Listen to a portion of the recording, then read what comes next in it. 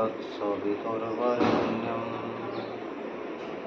भर्गो देवस्य धीमहि धियो यो न प्रचोदयात्। ॐ विश्वानि देव सवितुर्दुरितानि पराशय यद्भद्रं तन्नाशुवे।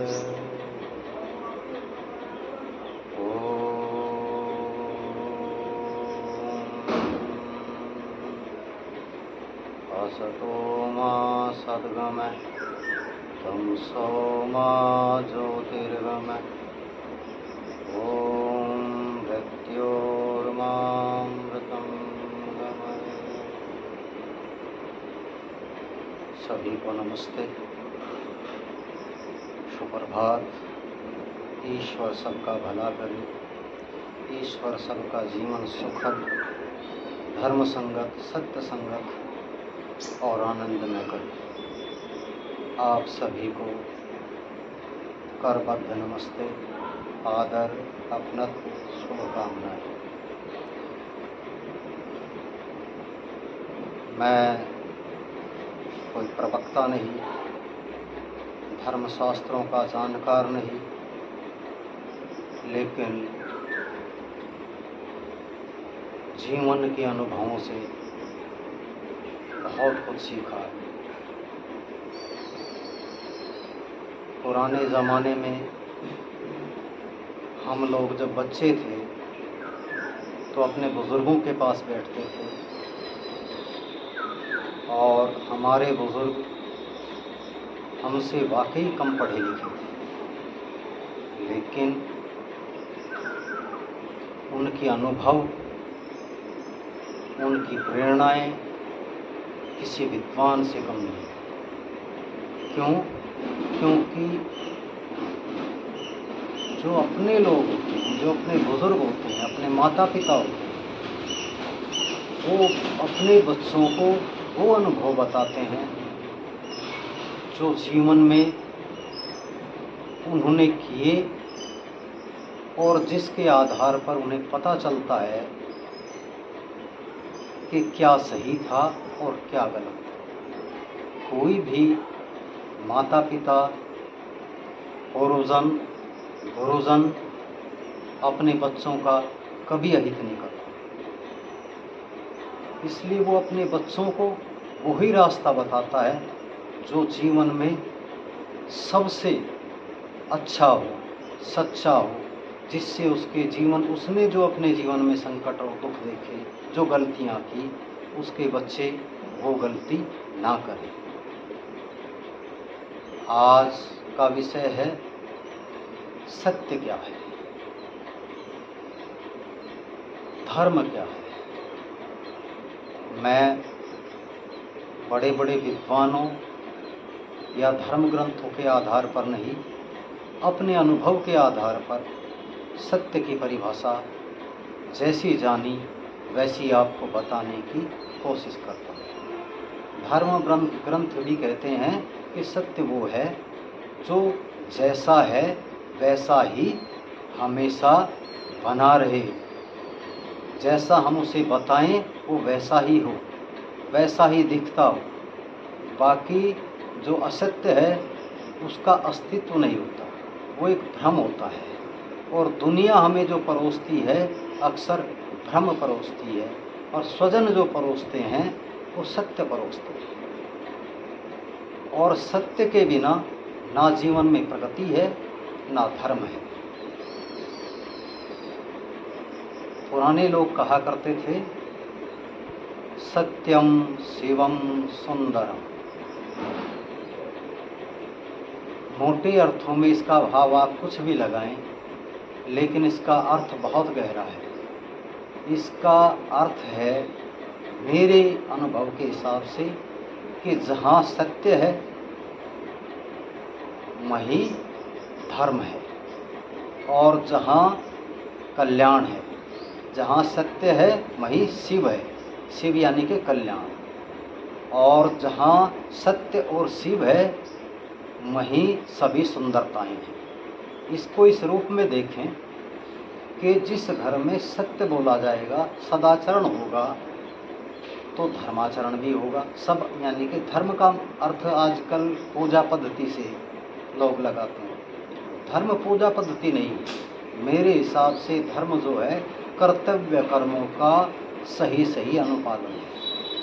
क्या करना चाहिए और क्या नहीं करना चाहिए, किसके प्रति हमारे क्या कर्तव्य हैं, समाज के प्रति, परिवार के प्रति, राष्ट्र के प्रति, देश के, अपने पड़ोसी के प्रति, उन कर्तव्यों का सर्व कल्याणकारी, स्व कल्याणकारी ही नहीं, सर्व कल्याणकारी ठीक ठीक पालन करना ही धर्म है।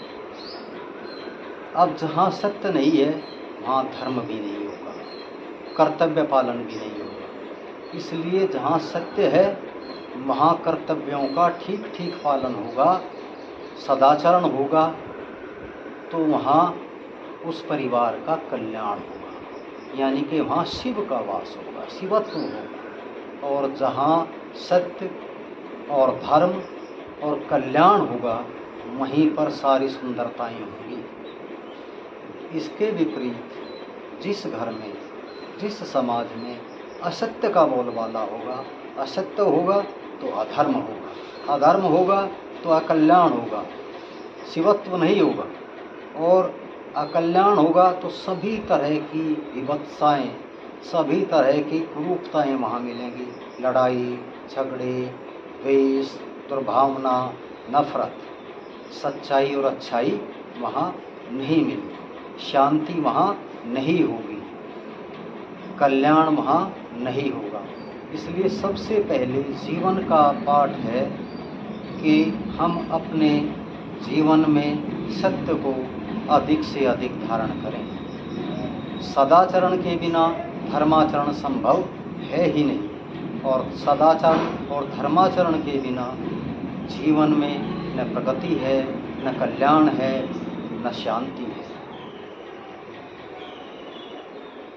आज समाज का परिवेश कुछ ऐसा है कि बच्चे अपने प्रथम गुरु यानी कि अपने बुजुर्गों, अपने माता पिता की बात को सत्य न मान करके समाज के उन लोगों की बातों को सत्य मानते हैं, उन लोगों की बातों से प्रेरित होते हैं जिनका उनके प्रति कोई कल्याण का भाव ही नहीं होता। माँ बाप, माता पिता, दादा दादी, परिजन, परिवारजन जो उनका कल्याण चाहेंगे वो हमेशा उन्हें वो रास्ता बताएंगे, वो अनुभव बताएंगे जिससे कि वो हमेशा सही मार्ग पर चलें। इसलिए अपने प्रथम गुरु का, अपने पूर्वजनों का, अपने माता पिता का, उनकी बातों का हमेशा अनुग्रहण करें, उन पर चलें, उनको सत्य मानें।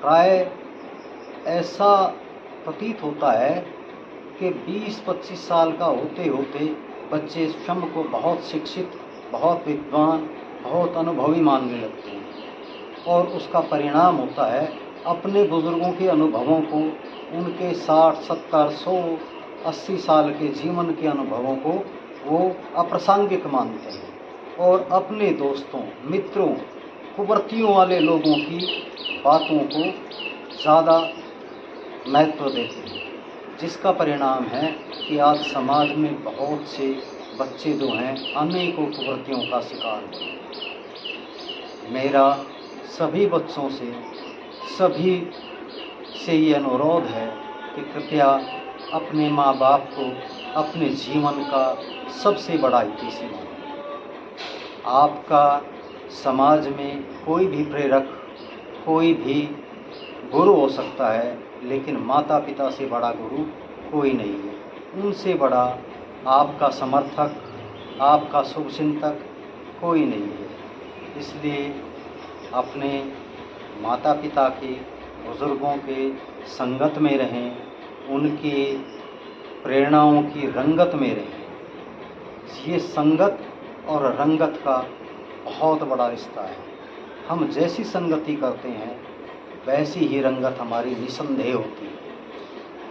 प्राय हम देखते हैं जो बच्चे पढ़ने लिखने वाले सज्जन लोगों के साथ संगति करते हैं उनका जीवन भी धीरे धीरे शुभ और कल्याणकारी हो जाता है। जो बच्चे जीवन के आरंभ में ही कुवर्तियों में, कुसंगति में पड़ जाते हैं, उनके संस्कार, उनकी आदतें वैसी ही हो जाती हैं और वो धीरे धीरे उसी रंग में रंग जाते हैं।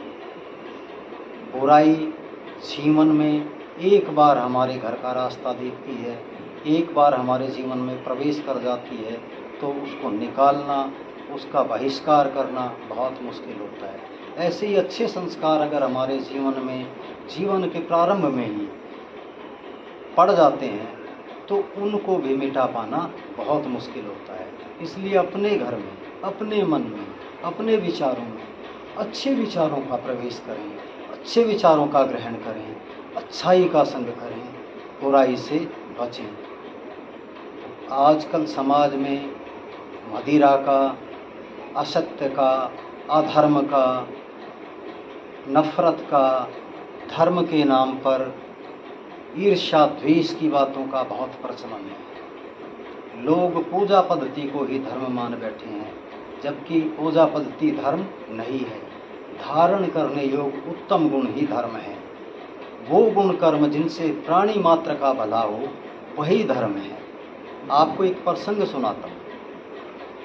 एक व्यक्ति सड़क पर बुरी हालत में है, मान लिया उसको चोट लग गई, उसका एक्सीडेंट हो गया। उस वक्त उसको अगर कोई हॉस्पिटल में पहुंचा दे, उसकी मदद कर दे, उसके प्राणों की रक्षा कर दे, तो चाहे हिंदू हो, चाहे मुसलमान हो, चाहे सिख हो, चाहे ईसाई हो, तो हर व्यक्ति कहेगा कि धर्म का काम किया। यानी कि धर्म जो है कर्तव्य कर्म है। और अगर हम किसी व्यक्ति का अनाकरण शोषण करें, किसी व्यक्ति को राह चलते गाली गलौज करें, उसको आघात पहुंचाएं, उसको थप्पड़ मार दें, उसका अपमान कर दें, तो वहाँ खड़ा हर व्यक्ति, वो किसी भी मत या मजहब का हो, यही कहेगा कि इसने बहुत बड़ा पाप कर्म किया है। तो इसका अर्थ तो ये हुआ कि धर्म का पूजा पद्धति से, मत मजहब से कोई मतलब नहीं है। धर्म कर्तव्य कर्म है। आप अपने कर्तव्य कर्मों का ठीक ठीक से पालन करें, सत्य के साथ रहें, आपका धर्म स्वतः ही सत जाएगा। और शास्त्रों में कहते हैं कि धर्मो रक्षति रक्षितः, यानी कि जो अपने धर्म की रक्षा करता है, उसकी रक्षा स्वतः ही हो जाती है। आजकल इसका अर्थ भी लोग अनेकों रूपों में लेने लगे हैं, लेकिन इसका सीधा प्रमाण है कि जो अपने धर्म की रक्षा करता है, यानी कि जो अपने कर्तव्य कर्मों को, ये अपने आचरण को ठीक रखता है, धर्म उसकी रक्षा करता है। निसंदेह जब हम अपने कर्तव्य कर्मों का ठीक ठीक पालन करेंगे, तो हमारे जीवन में प्रगति होगी, सुख शांति होगी, सद्भाव होगा, प्रतिष्ठा होगी, धन होगा, ऐश्वर्य होगा। और अगर हमने अपने कर्तव्य कर्मों का, अपने धर्म का ठीक ठीक से पालन नहीं किया, उनका अगर धर्म का पालन नहीं किया और बुरी संगत में बुराइयों के साथ रहे, तो हमारे धर्म हमारी रक्षा नहीं करेगा, क्योंकि हमने धर्म का पालन किया ही नहीं, और हम पतन की राह पर चले जाएंगे। आज का मेरा जो विचार है, मैं इसे उपदेश नहीं कह सकता, क्यों उपदेश देना तो बड़े बड़े लोगों का, ऋषि मनीषियों का, धर्मात्माओं का काम होता है।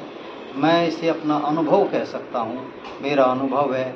और सभी से अनुरोध है कि कृपया सत्य के राह पर चलें, अपने माता पिता का, अपने गुरुजनों का सम्मान करें, उनकी बातों को महत्व दें, उसका अनुसरण करें, उसका अनुपालन करें, अपने धर्म पर रहें, अपने सत्य पर अड़िग रहें, अपनी आदतों को सुधारें, बुराई की संगत ना करें। अगर आपने पल भर भी बुराई की संगत की, तो उसकी रंगत निसंदेह आपके जीवन में प्रवेश करेगी। शुभकामनाएं, सादर नमस्ते, राम राम, जय हिंद, वंदे मातरम।